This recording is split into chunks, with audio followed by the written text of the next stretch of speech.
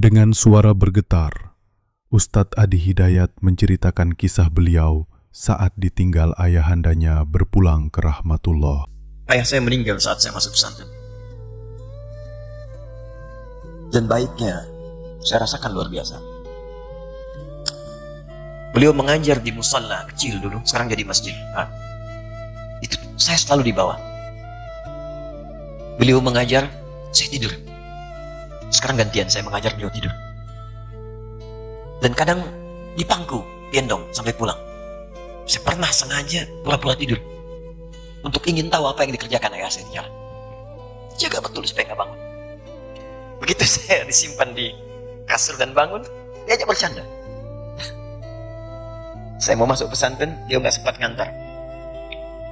Saya bertemu, dia menangis, peluk saya, minta maaf, nggak bisa ngantar ke pesantren. Saya belum mengerti apapun saat itu. Saya bertekad, insya Allah, saya belajar dengan sungguh-sungguh. Sepekan, 2 pekan, saya dapat panggilan pulang. Saya tanya pada kakak saya yang ikut, sekarang ada di sini. Di mana ayah? Beliau nggak jawab.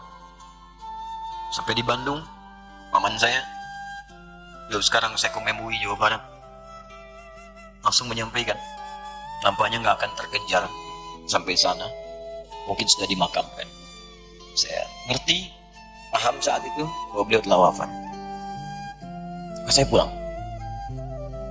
Maghrib saya sampai, saya dapati ibu di ruangan tengah. Saya datangi, saya menahan tangis, tidak menangis sedikit untuk membahagiakan ibu saya. Saya datang, saya peluk. Saya temani tidurnya. Itu pertemuan saya dengan ayah saya terakhir di mimpi. Saya bermimpi melihat sudah pakai kemeja, tersenyum, mendadak saya. Sudah. Besoknya saya cari ke kamar. Ternyata Allahu Akbar, apa yang selama ini saya pelajari di pesantren, kitabnya sudah ada di kamar semua. Dan disiapkan. Saya menangis saat itu, saya bawa mushaf. Jadi bapak saya, ayah saya, itu bajunya pun saat wafat dibagikan kepada sahabat-sahabatnya. Bajunya, kitab-kitab ini dibagikan. Ibu saya menunjukkan kemudian ada jam yang nanti nak pakai. Saya bilang simpanlah. Saya bawa mushaf. Dengan mushaf itu, saya duduk di ruangan tengah, saya menghadap kiblat dan saya mohon kepada Allah. Ya Allah, saya tak punya kemampuan lagi membahagiakan ayah saya saat hidup di dunia. Tapi mohon jadikan setiap huruf dalam Al-Quran ini, ya Allah, pahalanya mengalir untuk ayah saya. Begitu saya bacakan saat itu, tak bisa saya berhenti. Dan tiba-tiba langsung masuk. Ayatnya, artinya, posisinya, nomornya, tak pernah berhenti, masuk. Saya bertekad ingin berbuat baik.